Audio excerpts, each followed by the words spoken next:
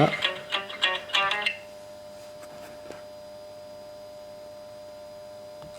Ouais. Ouais, Alex, c'est Thomas, je te dérange pas? Non, vas-y, ouais, dis-moi. Tu sais, je pensais par rapport à la vidéo du vendredi là qu'on doit tourner, j'ai vu les sorties à venir chez les éditeurs, c'est pas si fou quoi. Donc j'ai peur qu'on n'ait pas beaucoup de matière en fait pour cette vidéo du vendredi. Et bon, je sais que ça nous tenait à cœur de reprendre contact avec nos abonnés, de refaire une vidéo. Oui. Mais là, on n'a rien, une vidéo du vendredi qui va être rachitique, hein, puisqu'il n'y a rien en fait. Ouais. Quasiment, à part, tu sais, les petits trucs comme ça qui sont sortis. D'accord. Donc ce que je te proposais là, je pensais, en fait, on a discuté un peu avec Alice, et on Ouais. s'est dit, pourquoi pas faire un top de l'année 2020. En fait, plutôt qu'un top 7 du mois de décembre qui n'aurait aucun sens, parce que décembre c'est Noël, Oui.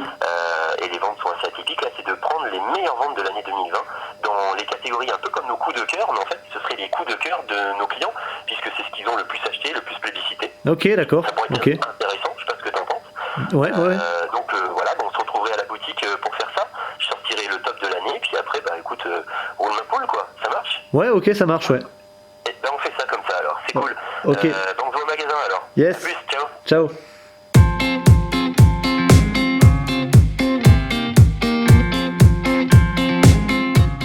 Bonjour et bienvenue à vous dans la non-vidéo du vendredi. Salut Alex. Salut. C'est une non-vidéo du vendredi parce qu'on est vendredi, c'est normalement le rythme qui aurait dû reprendre, mais les éditeurs ne sont pas, ou les fournisseurs ne sont pas encore au rendez-vous, mais c'est normal, on sort tout juste de Noël. Les sorties vont arriver à partir de mi-janvier. Oui. Voilà. Donc vu qu'on voulait quand même reprendre contact avec vous et puis aussi vous saluer, vous souhaiter une meilleure année, parce qu'on va pas dire une bonne année, on va déjà espérer qu'elle soit meilleure, Oui. et ça, ce sera déjà beaucoup. Espérer que vous avez passé de bonnes fêtes, et également vous remercier pour votre soutien indéfectible à notre chaîne YouTube, votre soutien à notre magasin, voilà, car comme on vous l'a dit sur le Facebook, grâce à vous, nous on a passé une année, on a réussi à s'en sortir, voilà. Le jeu de société est remonté en flèche pendant cette période, et on a été très heureux d'accueillir des gens, de renseigner énormément, d'avoir plein de monde, etc. Donc pour nous, c'était une très belle fête de fin d'année. Et pour tout vous dire, nous n'avons aucune nouveauté, mais ça. nous avons un top à vous proposer. On s'est dit ça pourrait être sympa de vous proposer le top des meilleures ventes de l'année 2020 parce que les gens aiment bien les tops, et notamment sur YouTube. Donc Alex, tu vas mettre un petit canevas marqué top vente 2020, Oui. un truc bien raccro, et ça vous donnera peut-être envie de savoir ce que nous on a vendu, ce que vous avez cautionné en fait, quels sont les jeux qui sortent le plus de ce magasin dans 9 catégories, c'est pas rien.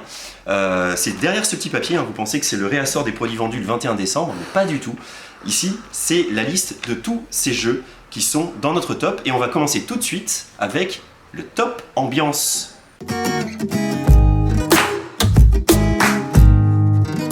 Et voilà, nous sommes devant le rayon ambiance. Pour les jeux d'ambiance, on a commencé par ça parce que on sort tout juste des fêtes de Noël, et vers la fin, eh ben, vous avez envie de jouer et vous changer les idées, et le jeu d'ambiance, pour ça, il n'y a rien de mieux. Alors les meilleures ventes, ça va aller très vite pour vous les montrer, parce que la première meilleure vente de l'année 2020, évidemment, c'est un grand absent qui est en rupture et qui va revenir dans pas très longtemps, c'est Connem. Donc je n'ai aucune boîte à vous montrer. Donc Connem, on l'a tellement montré dans le top, on s'est dit tiens, ce top ça pourrait changer. Oui. Sur ce coup-là, ça change pas des masses, mais c'est un peu normal que celui qui a été régulièrement premier dans les tops mensuels se retrouve premier du top de l'année, d'autant que tu l'as vu Alex, sur cette fin d'année, on l'a énormément demandé, enfin on nous l'a énormément demandé, c'est encore un jeu, on est très étonné encore de voir le nombre de personnes qui le découvrent, parce qu'on pense que bah, ça y est, tout Bordeaux doit être équipé en Connem, mais pas du tout. En fait, il y a encore plein de gens qui disent vous avez ce jeu Connem, c'est tellement bien, j'ai découvert, ce qui prouve aussi son côté très prolifique quand même, de se répandre partout dans les strates ludiques. Donc Connem, on va pas l'expliquer, mais il est la meilleure vente des jeux d'ambiance. La deuxième, il est pas là non plus, parce que lui aussi il est en rupture. C'est un peu logique en même temps, hein. Vous verrez que c'est un peu un top des ruptures aussi. C'était TMC, tu te mets combien? Oui. Là aussi il a été des fois dans les tops mensuels, donc pour vous l'expliquer rapidement, c'est une sorte de Trial Poursuite qui aurait rencontré le Burger Quiz. C'est un jeu qui a tout compris à ce que doit être un jeu de questions, c'est bienveillant, on s'auto-évalue sur les thèmes, donc on peut pas être pris au dépourvu, c'est drôle, les questions sont impertinentes, surprenantes. Voilà, c'est un jeu qui là aussi, beaucoup de gens le découvrent et viennent le demander, et victime de son succès, il n'est pas dans le top. Top de l'année numéro 3 maintenant, ouf, enfin on peut montrer une boîte. Oui. Bah, c'est aussi un grand classique finalement, hein. C'est Dixit, on avait reçu Monsieur Roubira, il n'y a pas très longtemps, dans une des vidéos du vendredi. C'est le créateur de Dixit. Et Dixit, bah voilà, c'est un jeu qui plaît énormément aux enfants, aux parents. C'est un jeu qui amène de la poésie autour de la table, qui amène d'apprendre à se connaître aussi. C'est un jeu brise-glace. C'est un jeu qui peut être à la fois intime comme très global. Voilà, donc c'est un jeu très réussi. Les dessins de Marie Cardouane n'y sont pas pour rien. Voilà, c'est ce jeu où vous devez retrouver la carte de quelqu'un qui a dit un poème, une chanson, un mot, en pensant à sa propre carte. Chacun va mettre des cartes et ensuite on va révéler les cartes et il faut retrouver la carte originelle, celle qui était à l'origine du mot, de la chanson, du poème, de quoi que ce soit qui a été prononcé. Voilà, donc on va essayer d'évoquer des mots avec des images. Voilà, une image vaut 1000 mots et Dixit est donc numéro 3 de ce top ambiance. C'est fini pour le top ambiance. Tout à fait. Et bien on va en enchaîner avec tout de suite ceci. Et pour cette catégorie des jeux coopératifs, on n'a pas beaucoup bougé. Non. Parce que finalement, dans le top de l'année 2020 en jeux coopératifs, il y a 2 jeux d'ambiance qui sont des jeux coopératifs. Il y en a un qui n'est pas là, qui s'appelle Cosmopolite. Mais on vous en a beaucoup parlé. Il est d'ailleurs dans les coups de cœur. Les coups de cœur de Jeff. Oui. Mes coups de cœur à moi. Tout à fait. Et peut-être Alice également. Coup de cœur d'Alice. Vous voyez, donc ça c'est un jeu immensément drôle, immensément malin. Voilà, Cosmopolite, si vous ne connaissez pas, intéressez-vous-y. L'autre, et qu'on peut montrer, c'est Fiesta de los Muertos, qui est un jeu coopératif autour des mots également, où celui-là, on l'a aussi un petit peu expliqué. Voilà, vous allez avoir un mort qui vous est confié. Ensuite, chacun va écrire un mot qui lui fait penser à son mort, et puis ça va tourner un peu comme dans le principe du téléphone arabe. Mais ça, Alice l'a expliqué aussi dans ses coups de cœur, je crois. Tout à fait. Puisque je la revois encore faire bouger cette petite tuile de crâne mexicain. Voilà, donc c'est super réussi, et c'est meilleure vente de l'année 2020 en jeu coopératif. Et la dernière meilleure vente des jeux coopératifs, et c'est une surprise, mais en même temps on l'a surboosté aussi parce que, bah d'ailleurs, il y a ta petite tête parce que toi t'en parles dans les coups de cœur, c'est Paléo. Et Paléo, en fait, profitez-en bien parce qu'il est bientôt en rupture et il reviendra qu'en mars 2021. Et il nous reste 4-5 boîtes, je crois, guère plus, et qu'on a le petit goodies pour ces 4 boîtes qu'on a réussi à récupérer. Donc elles ont de la valeur, ces 4 dernières boîtes.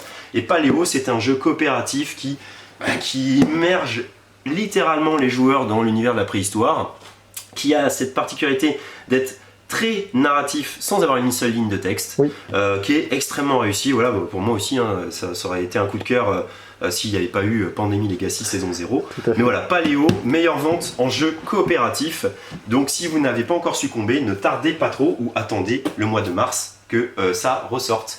On se retrouve tout de suite pour la suite. Il est une autre catégorie de jeux coopératifs, un peu particulière celle-là parce qu'elle est apparue avec l'arrivée du narratif. Ce sont des jeux coopératifs narratifs, donc des jeux qui vous racontent une histoire que vous ne pouvez pas revivre. Hein. C'est comme lire un livre qu'on ne le relira pas mais qu'on aura apprécié. Et c'est toute la force d'ailleurs de ces jeux-là, c'est ce moment qu'ils vous offrent. Et ce sont les jeux d'enquête. Parce qu'évidemment, une fois que vous avez lu un polar et que vous savez qui est le coupable, vous ne le relisez pas. Et dans un jeu d'enquête, c'est pareil. Mais maintenant, ça a vraiment évolué. On est dans des scénarios très poussés. Donc, la catégorie jeu d'enquête s'imposait un petit peu. Et le numéro 1, évidemment, alors enquête, escape, hein, c'est Unlock. On va vous montrer la boîte Mythic Adventure. Il y a 2 sorties par an. En plus, il y a eu la sortie Star Wars. Ça rajoute évidemment dans le fait que Unlock a vraiment pris le pas sur ce style-là. C'est numéro 1 pour nous de l'année 2020. Les Unlock, et pareil, les gens découvrent, les gens ces échanges, parce que c'est des boîtes. Tu peux acheter une boîte Alex, moi je peux en acheter une autre, et puis après on ces échanges parce qu'on n'abîme pas le matériel. Si on doit le comparer à un Exit, voilà, qui fait un peu plus polémique parce qu'on détruit les cartes, etc. Dans Unlock, votre matériel est conservé. C'est extrêmement malin, il y a une application qui est tout à fait de plus en plus technologique d'ailleurs, hein, avec beaucoup d'interactions avec les cartes, etc. C'est des univers très marqués avec de la musique, avec des dessins particuliers. Celle d'une professeure Noside est vraiment fabuleuse. Donc voilà, si vous ne connaissez pas Unlock, plongez. Il y a 7 boîtes et c'est numéro 1 des ventes de l'année 2020 en catégorie enquête. Voilà. Ensuite, il y a Sherlock Holmes qui est un peu son pendant écrit, puisque dans Sherlock Holmes, il va y avoir beaucoup plus de lecture. On peut se poser comme ça sur son canapé, prendre les différentes coupures de journaux, prendre l'annuaire, mettre le plan de Londres et vous êtes dans la peau d'enquêteur à l'époque de Sherlock Holmes, année 1800, victorienne. Et vous allez résoudre 10 enquêtes. Il y a 10 enquêtes dans la boîte. Vous allez réfléchir, vous allez voir les personnes, vous allez lire un petit peu comme dans un livre dont vous êtes le héros. Vous allez à tel endroit, puis vous allez prendre des notes, etc. C'est très très très bien fait. Et le dernier, là, le vert, là, les enfants de Bakersfield, je crois, est parfait pour commencer. Voilà, donc ça, c'est numéro 2 des ventes de jeux d'enquête. Et c'est mérité parce que c'est un gros boulot de traduction déjà et de création. Voilà. Et pour finir, on l'a plus celui-là, c'est Micro Macro. Tout à fait. Et c'est rigolo parce que Micro Macro, quand on l'a vu, on a dit il a cette évidence qu'avait les Unlock, en fait, ce côté pourquoi on n'y a pas pensé avant, une immense carte comme ça, une espèce de cherche-et-trouve géant qui vous raconte une histoire, et là un côté enquête aussi, on va savoir pourquoi cette personne est assassinée, qu'est-ce qui s'est passé, on va répondre aux questions, on va observer, suivre le parcours de chacun sur cette carte magnifique, superbement bien faite et très intelligente, puisqu'en fait c'est les déplacements de chaque personnage dans cette grande cité que vous allez essayer de retrouver. Micro Macro, ça revient de rupture d'ici le mois de mars je crois. Ruez-vous dessus, ça a cette évidence qu'avaient les Unlock à l'époque, avec encore plus de simplicité, c'est juste des bouts de papier, c'est un grand bout de papier que vous mettez, et vous allez énormément échanger, vous raconter des histoires, et ce qui est rigolo dans ce jeu, c'est que tu l'as vécu, quand on revoit des petites choses, on se rappelle d'une enquête, et ah oui, ça c'était le gars qu'on a cherché avec son chapeau, voilà, enfin c'est vraiment très très réussi Micro Macro, et c'est sorti il n'y a pas très longtemps, mais boum, ça a tellement explosé que c'est numéro 3 des ventes de l'année en jeu d'enquête. Voilà, c'est fini pour les jeux d'enquête, on enchaîne tout de suite. On continue cette catégorie des tops de l'année 2020 avec la catégorie jeux de dés. Ouais, ce sont les ancêtres du Yams qui sont tous ici. Et le jeu de dés, c'est vraiment revenu énormément à la mode parce que c'est un jeu qui joue aussi bien à deux qu'à nombreux. Il y a cette petite prise de risque et puis maintenant, les jeux de dés ont vraiment évolué dans leur mécanique ludique. Et alors ce qui est rigolo, c'est de dire que le premier jeu de dés, c'est Trek 12. Le premier Roll and Write comme on appelle ça. On l'avait pas vu venir celui-là, hein, et même on disait waouh, encore un jeu de dés. Et Bruno Catala et Corentin Lebras ont été très forts, et de toute façon l'aventure Trek 12 est loin de s'arrêter. Déjà elle a continué pendant tous les confinements où ils ont offert des nouvelles feuilles qui sont très sympas, où vous êtes confiné chez vous, où vous allez faire vos courses. Enfin, je vous laisse aller voir sur le site des Lumberjacks, c'est très rigolo, c'est gratuit, téléchargez-le, ça vaut vraiment le coup pour enrichir vos expériences de jeu.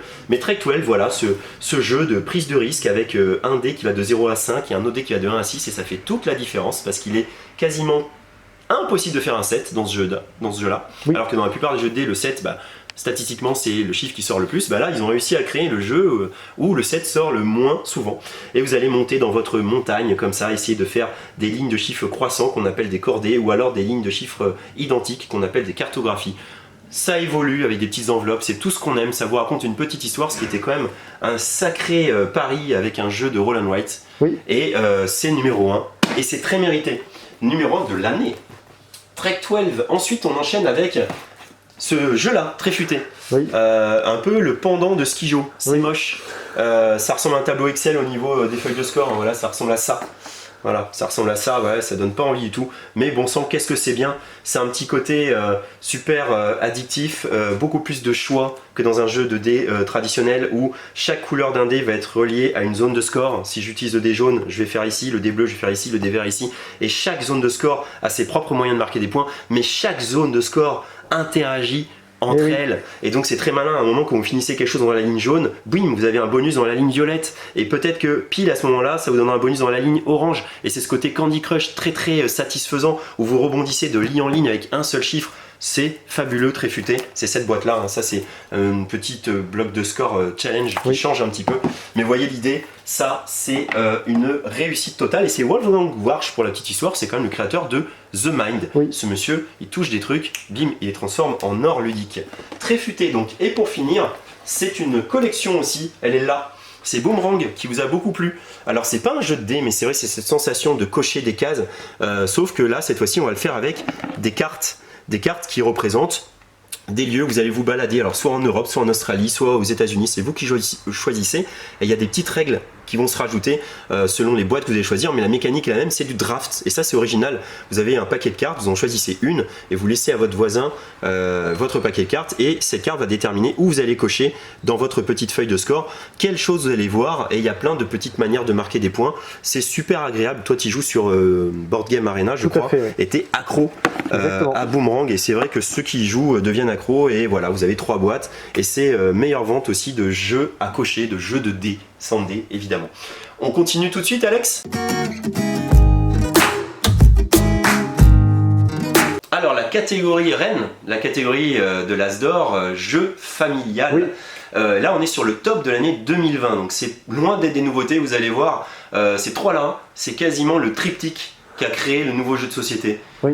qui a lancé cette aventure que l'on vit tous les jours dans la boutique, où des tas de gens découvrent des jeux qui sont plus intéressants quand même, il faut l'admettre, que les ancêtres, moins répétitifs, plus dynamiques, etc.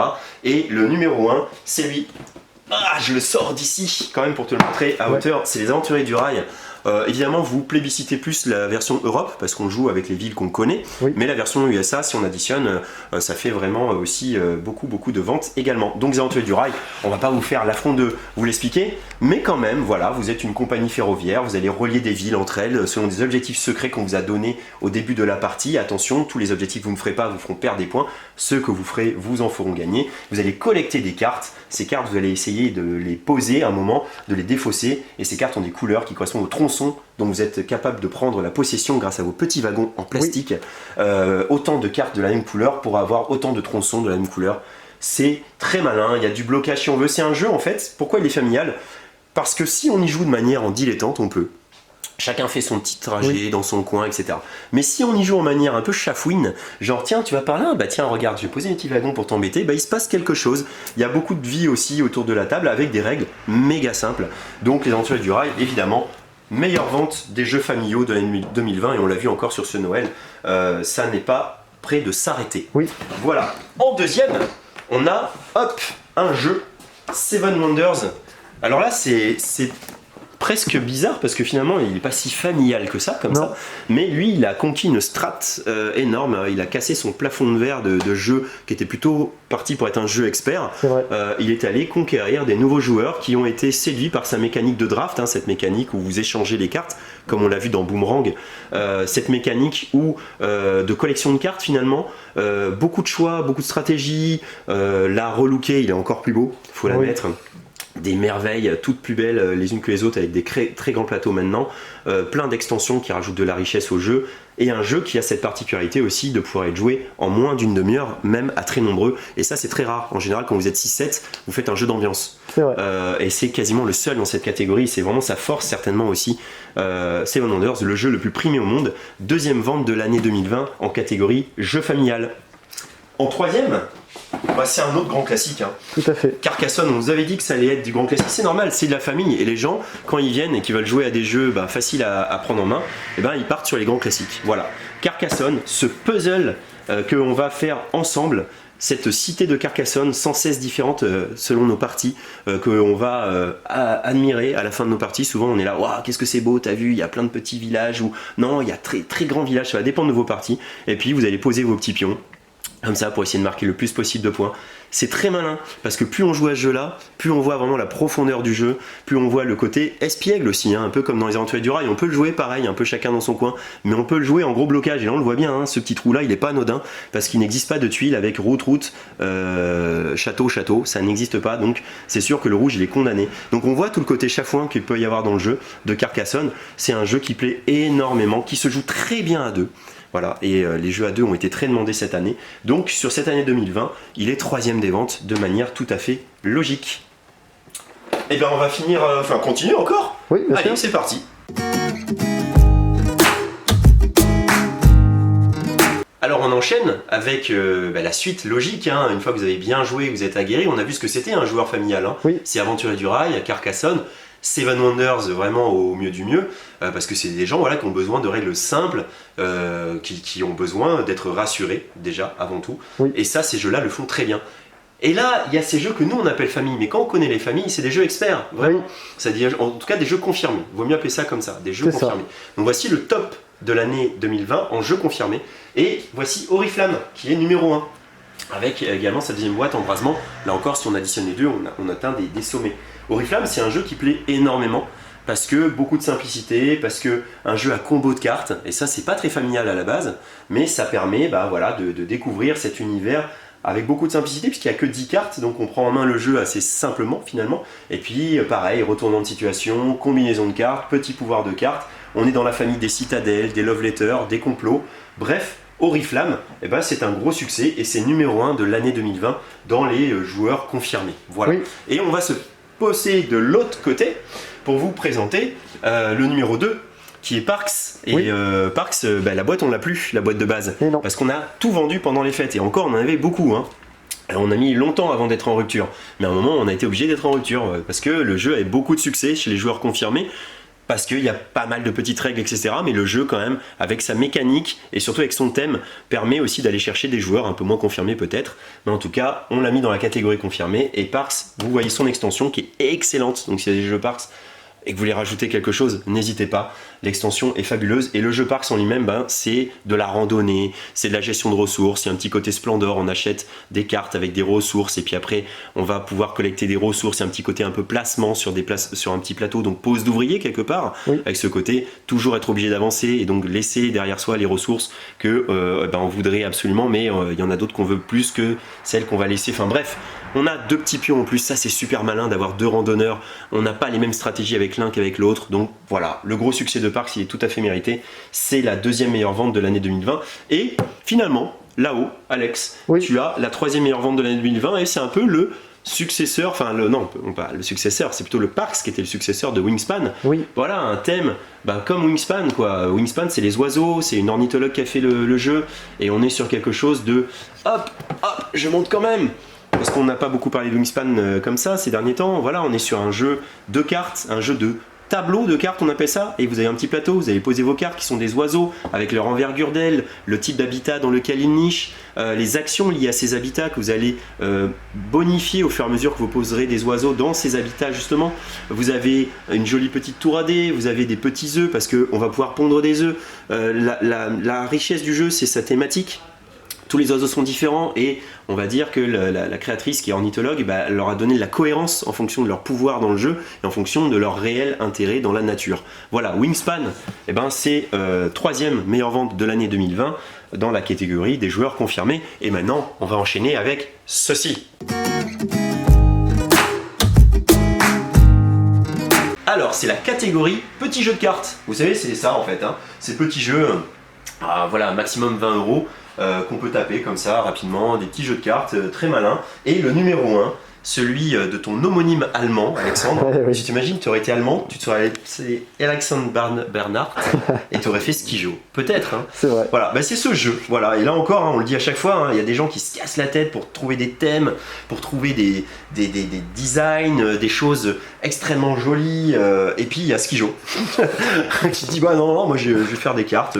Qui piquent les yeux, tout ça, mais avec une mécanique, c'est un peu comme Codenem, c'est-à-dire que clairement, nous on a des gens dans la boutique qui rentrent et ils disent bonjour, est-ce que vous avez Skijo? J'ai joué à Skijo, on a encore eu le cas là, ce soir, on y a joué, c'est génial. Voilà, Skijo, ça a cette évidente simplicité, ce côté intergénérationnel, ce côté un peu prise de risque, un peu loto, un peu chambrage, un peu tactique légère, un peu de vie. Beaucoup de vie autour de la table. Voilà, Skijo est là et Skijo est premier des ventes de l'année depuis qu'il est sorti. C'est un raz-de-marée Skijo, voilà. Et il est premier en catégorie petit jeu de cartes. Là, ensuite, pour le 2 et le 3, on va se tourner vers le portant Gigamic parce que Gigamic sont très forts pour ces petits jeux de cartes. Par la force des choses, en 2e vente, alors on a additionné toutes les ventes de toutes les boîtes, évidemment, parce que il y a plein de collections différentes, c'est 6 000 €. Il y a conte, il y a histoire, il y a mythe, et puis il y a les animaux juste à côté, animaux sauvages. Donc ça fait 5 boîtes, et ça a eu beaucoup de succès.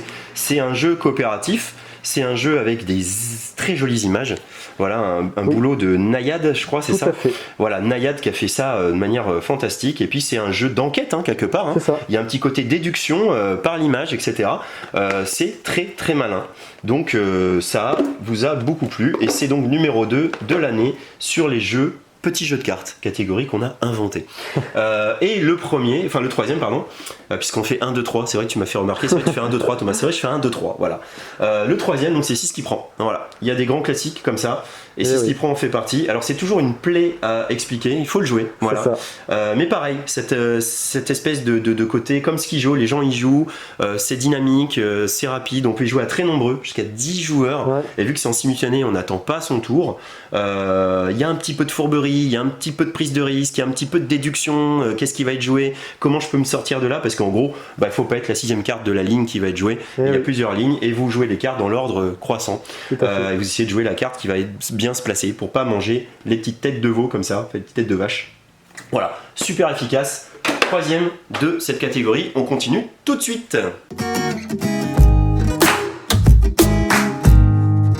La révolution ludique de cette année 2020, certainement liée au confinement, c'est l'explosion du jeu pour 2 joueurs. Parce que, on s'est retrouvé souvent en couple, à 2, à pas pouvoir sortir et pas pouvoir faire grand chose. Et la chance, c'est que les jeux à 2, il y a tout ça. C'est magnifique. Maintenant, à une époque, je me souviens, les jeux à 2, il y en avait 5-6. Il y avait même des éditeurs qui ne croyaient pas aux jeux à 2, et Bruno Catala en sait quelque chose, puisque son Mr. Jack, au début, personne ne voulait le sortir, et maintenant ça fait partie toujours des très bonnes ventes des jeux à 2. Donc le jeu à 2, c'est une explosion, et ça méritait donc le top vente de l'année 2020. Et le premier, c'est lui. Mais c'est aussi le grand absent de cette fête de fin d'année. Seven Wonders Duel, alors cherchez pas cette boîte, on l'a pas en vrai. On l'a déjà vendu pendant le confinement à quelqu'un qui est jamais venu le chercher, mais qui l'a réglé à distance, et on peut pas le vendre parce que il est déjà acheté en fait. On attend que cette personne se manifeste, exactement, merci. Donc c'est un Wonders Duel, voilà, c'est tout simple, c'est le meilleur jeu à 2 certainement, encore plus avec son extension Agora, n'est-ce pas Alex? Tout à fait. Puis on sait quelque chose, avec Agora ça prend une profondeur de dingue, c'est vraiment un super jeu de petite collection de cartes avec plein de dilemmes, avec de la guerre, de la combo de cartes, voilà, il se passe plein de choses, et pour un jeu à 2 c'est d'une richesse absolue, et si vous rajoutez Panthéon qui est déjà une excellente extension et Agora qui est une extension formidable, alors vous avez un jeu en tant que joueur à 2, le summum des jeux à 2. Donc il reviendra évidemment en rayon, c'est un Wonders Duel, mais si vous le connaissez pas, c'est certainement le meilleur jeu à 2 à posséder. En tout cas c'est celui le plus plébiscité parce que c'est la meilleure vente de l'année 2020, et regardez tout ça, c'est les récompenses qu'il a eu de par le monde, donc c'est normal qu'il soit numéro 1 du top de l'année 2020 malgré le fait qu'il était absent sur décembre. Donc c'est dire les ventes qu'il fait le reste de l'année. Voilà, ça c'est Duel. Le deuxième, c'est un autre jeu. Évidemment, puisqu'il est deuxième. T42. T42, on en a vendu plein, vous l'avez beaucoup aimé. Peut-être le côté Alice au Pays des Merveilles. Peut-être. Et surtout, une mécanique qui part de la bataille, ce qui est franchement pas super sexy en termes de qualité ludique, mais qui vous fait très vite évoluer dans un deck building très très malin, avec objectifs asymétriques, avec grosses combos finalement, et puis dans beaucoup de simplicité, et très tendu aussi. C'est un jeu, moi j'adore y jouer à ce jeu-là, T42. Donc c'est normal qu'il soit deuxième vente de l'année 2020. T42, c'est une vraie réussite. Et puis en l'absence de Seven Wonders Duel, et lui il est revenu à temps pour les fêtes de fin d'année, et il a cartonné aussi, et c'est tout à fait mérité. Voilà, bravo Cédric Chapoussi. Ensuite, la troisième vente, c'est un absent. Parce qu'il est en rupture, parce qu'évidemment il cartonne, mais lui il n'a pas trop été là finalement sur les fêtes de fin d'année, mais il a été remplacé par son petit frère. C'est Shoten Totten. Et c'est surtout Shoten Totten 2 que l'on a vendu cette année, mais au cumul de l'année, c'est Shoten Totten évidemment qui est 3e meilleure vente de l'année 2020. Shoten Totten 2, c'est comme Shoten Totten. C'est un jeu Shoten Totten, vous allez faire des combinaisons de cartes très inspirées du poker, des suites, des paires, des brelans, des suites à la couleur. La suite à la couleur, c'est la combinaison la plus forte, pour essayer de réclamer des choses à votre adversaire qui lui aussi, de son côté, fait des combinaisons pour essayer de battre votre combinaison que vous avez mis. Dans Shoten Totten, c'était des bornes qu'on essayait de se disputer. Ici, on a un côté asymétrique avec un château qu'on assiège. Celui qui est de ce côté-ci veut rentrer en château, l'autre veut l'en empêcher, et les combinaisons vont servir de ce côté-ci à péter les murailles qui demandent un certain nombre de cartes, et ça c'est un peu la nouveauté de ce Shoten Totten. Ici 4 cartes, ici une combinaison de 3 cartes, ici une combinaison que de 2 cartes, c'est normal, c'est la porte, c'est plus fragile, et lorsqu'une muraille est cassée, de l'autre côté arrive une nouvelle combinaison demandée, et soit pour gagner vous pétez 4 murailles, soit vous pétez 2 fois la même muraille. C'est très malin. Il y a une petite prise de risque parce que voilà, on pioche les cartes au fur et à mesure et on le pose au fur et à mesure, donc on va essayer de constituer la meilleure combinaison, mais on ne sait pas trop ce qu'a l'autre, on se dévoile pas trop. Dans l'asymétrie, c'est très réussi. Quand vous jouez de l'assiégeant ou l'assiégé, vous jouez pas du tout la même manière vos cartes, évidemment, puisque du côté de l'assiégé, toutes les cartes que vous posez, c'est définitif, donc vous essayez de pas trop dévoiler votre jeu, et quand vous êtes assiégeant, vous avez moyen de faire des retraites et donc de surprendre votre adversaire. Bref, pour un petit jeu de cartes à 2, c'est très bon, et c'est normal qu'il soit 3e meilleure vente du mois de l'année de 2020. Oui, voilà. tout à fait. On continue tout de suite avec la suite.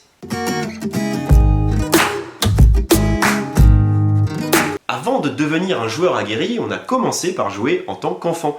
Et il y a de nombreux créateurs maintenant qui créent des jeux pour les enfants. On l'a vu Bruno Catala avec Dragomino, Wilfried et Marie-Fort évidemment.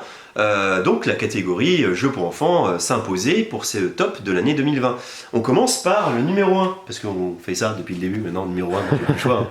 Donc numéro 1, c'est Zombie Kids. Voilà, c'est la meilleure vente de l'année 2020 parce que c'est un jeu qui plaît énormément aux enfants, mais également aux parents. Et un bon jeu pour les enfants, c'est aussi un jeu qui plaît aux parents. C'est-à-dire qu'ils accepteront d'y jouer, de le sortir régulièrement. Et ce jeu-là, il rend accro. Parce que la petite nouveauté, c'est qu'il y a des enveloppes à l'intérieur. Et vous allez commencer sur un jeu coopératif, tout simple. On jette des dés, on combat des zombies qui arrivent dans notre classe. Et petit à petit, le jeu va évoluer en fonction de vos parties. Vous allez avoir des nouvelles règles, des nouveaux pouvoirs, de la symétrie qui va se mettre en place. Et on a un petit côté jeu vidéo. Et ça plaît beaucoup aux enfants. Donc si vous cherchez un jeu parce que votre enfant est trop devant sa console de jeu, ça, c'est certainement la solution parce qu'il y a ce côté narratif, ce côté le jeu va vous surprendre pendant de nombreuses parties. On n'a jamais fait le tour lors de la première partie, jamais. Et en plus, c'est de la coopération, donc il n'y a pas de côté j'ai gagné, t'as perdu, ha ha ha. Non, là on joue tous ensemble. Le but, cadenasser ces 4 grilles là pour gagner la partie et le jeu va monter en difficulté. Il y a sa suite logique qui est Zombie Teens que tu peux filmer juste ici à côté, qui est la suite. Si vous avez aimé Zombie Kids, vous pouvez y aller sur Zombie Teens. Ce sera certainement la meilleure vente de l'année 2020 de l'année 2021, pardon, quand on fera ça en 2022. Mais pour l'instant, c'est lui, Zombie Kids, le premier. Deuxième meilleure vente de l'année 2020. Un grand classique là encore, Nom d'un renard, voilà, Nom d'un renard, la police mène l'enquête, excusez-moi du jeu de mots.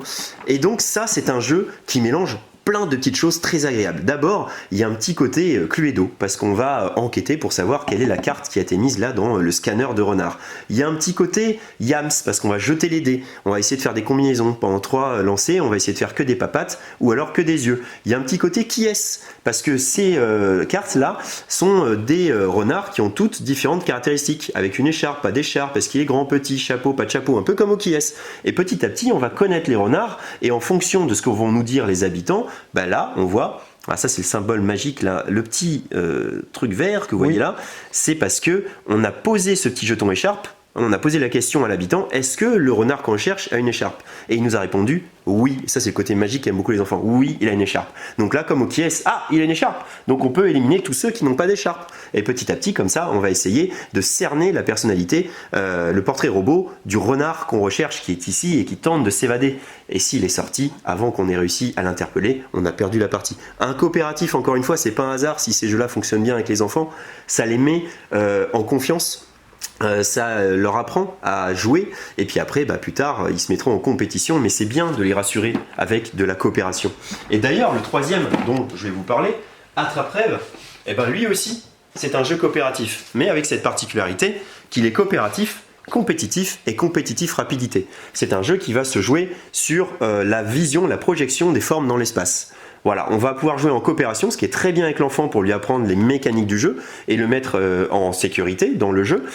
Il va devoir déterminer de quel doudou il envoie afin de recouvrir entièrement le dessin du cauchemar. Donc il y a des cauchemars de différentes formes, de différentes couleurs qui vont jouer sur des effets visuels qui vont vous perturber. Vous serez persuadé qu'il est beaucoup plus grand qu'il en a l'air ou beaucoup plus petit qu'il en a l'air. Et vous allez, en coopérant, essayer de vaincre la pile de cartes. Sachant qu'un doudou envoyé en mission ne peut plus revenir. Donc si vous avez gâché un doudou sur un cauchemar qui ne méritait pas, vous le paierez à un moment ou un autre quand arrivera un cauchemar qui nécessitait ce doudou-là. Ensuite, en compétition, on va rajouter ce petit plateau nuage et les enfants vont devoir le remplir le plus vite possible. Ça reste très malin parce que plus le doudou est gros et moins il vous fait piocher de petits jetons pour remplir votre plateau nuage. Donc vous allez devoir prendre des risques de manière naturelle pour essayer par exemple de prendre le petit lapin rose qui me rapportera 3 jetons, ça c'est bien, ou la licorne qui m'en rapportera 4. En plus, on voit, Alex, on en parle souvent, que les enfants se racontent une petite histoire grâce à ce petit plateau nuage. Donc le jeu est une pure merveille. Attrape-Rêve, c'est meilleure vente, 3e meilleure vente de l'année 2020 de la catégorie enfant. On touche bientôt au bout de ce top de l'année 2020. Alors on continue.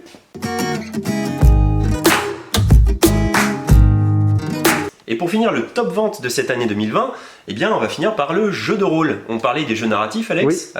Finalement, l'ancêtre de tout ça, c'est le jeu de rôle. Le jeu narratif et coopératif par excellence. Et la première vente de l'année 2020, c'est pas un hasard que ce soit une boîte d'initiation. Et c'est Chronique oubliée. Chronique oubliée, c'est certainement, il n'y a pas trop de reflets, ça va? Non, c'est bon. C'est certainement la meilleure boîte d'initiation qui existe parce que le matériel est pléthorique. Vous avez une surface de jeu effaçable qui est très importante quand vous allez mettre du jeu, un petit écran de maître, vous avez des fiches de personnages, vous avez même des pions. Parce que, évidemment, quand vous passez au jeu de rôle, vous n'êtes peut-être pas habitué à tout visualiser. Et là, ça va vous aider. Vous allez avoir votre petit personnage. Votre maître du jeu va le placer sur le plateau en disant « Toi, t'es là. L'adversaire est là. Qu'est-ce que tu fais? Est-ce que tu te déplaces par là? Est-ce que tu vas vers l'avant, vers l'arrière ?» Ça, c'est très, très, très sympa. Et les règles sont relativement simples. En tout cas, dans cette boîte d'initiation, c'est une super boîte pour commencer le jeu de rôle. Et c'est pour ça qu'elle est première des ventes de jeux de rôle de l'année 2020. En deuxième, c'est un grand classique. Le Donjons et Dragons 5, le guide des joueurs et le guide du maître évidemment, qui est là, hop, voilà, hop, exactement. Ça, c'est le duo complet pour jouer à Donjons et Dragons, qui est le grand ancien, le grand ancêtre, hein, qu'on voit déjà dans E.T. Oui. Les enfants jouaient, et dans Stranger Things, on voit aussi Donjons et Dragons a été remis à l'honneur. Bref, ce jeu-là, eh ben, c'est la lecture. Hein. Là, vous n'avez pas toute la bonne initiation, c'est la lecture, c'est de l'histoire, de l'aventure. C'est un univers très très riche, avec plein de scénarios, oui. Et c'est clairement la porte d'entrée vers le jeu de rôle une fois qu'on a passé les initiations. Donjons et Dragons est donc deuxième meilleure vente de l'année 2020 au magasin. Et pour finir, hop hop hop, tu es où? Le troisième, c'est lui, c'est Warhammer Fantasy. Il a cartonné, il continue de bien fonctionner. Évidemment, l'univers Warhammer est toujours très séduisant. Voilà, donc un univers médiéval fantastique assez violent. Oui. Plus violent que dans Donjons et Dragons. Des règles bien amiées aussi. Il y a une boîte d'initiation d'ailleurs pour Warhammer Fantasy, oui. Qui est là. Hop, je peux la montrer hein, aussi, qui est très très bien parce qu'elle a cette particularité, voilà, de vous offrir des DQ Workshop, qui est un peu la Rolls-Royce des jeux de dés, enfin des dés pour les rôlistes, voilà, et vous avez 2 DQ Workshop dans votre petite boîte d'initiation. Et ça fait plaisir, voilà. Et donc, c'est pour finir ce troisième jeu de rôle meilleure vente de l'année 2020. On va se quitter derrière le comptoir. Ouais. Allez, cette petite rétrospective de l'année 2020 est maintenant finie. Vous avez vu le top dans de nombreuses catégories. Vous avez vu la richesse ludique qui existe maintenant, puisqu'il y a un jeu quasiment pour chaque personne. Des jeux d'ambiance, des jeux coopératifs, des jeux stratégiques, des jeux pour taper le carton comme ça, des jeux pour se raconter des histoires, des jeux pour jouer avec les enfants, des jeux pour jouer à deux. Bref, c'est super riche et ça méritait qu'on se pose un petit peu, qu'on regarde sur cette année, qu'est-ce qui avait le plus plu. C'est un peu votre coup de cœur, enfin votre coup 3 cœurs plutôt, puisqu'à chaque fois c'était les 3 meilleures ventes. On espère que ça vous aura intéressé. N'hésitez pas à vous abonner, liker, commenter, partager. On se retrouve avec la vidéo du vendredi la semaine prochaine qui sera présentée par toi, Alex. Tout à fait. Parce que c'est la nouveauté de 2021, c'est que je vais céder ma place de temps en temps, même régulièrement, à Alice, Alex, qui, vous l'avez vu, sont très à l'aise pour expliquer les jeux. On l'a vu dans les coups de cœur. Et vous avez été nombreux à dire, ah bah tiens, c'est sympa d'entendre d'autres personnes. Et bah je suis d'accord avec vous. Voilà.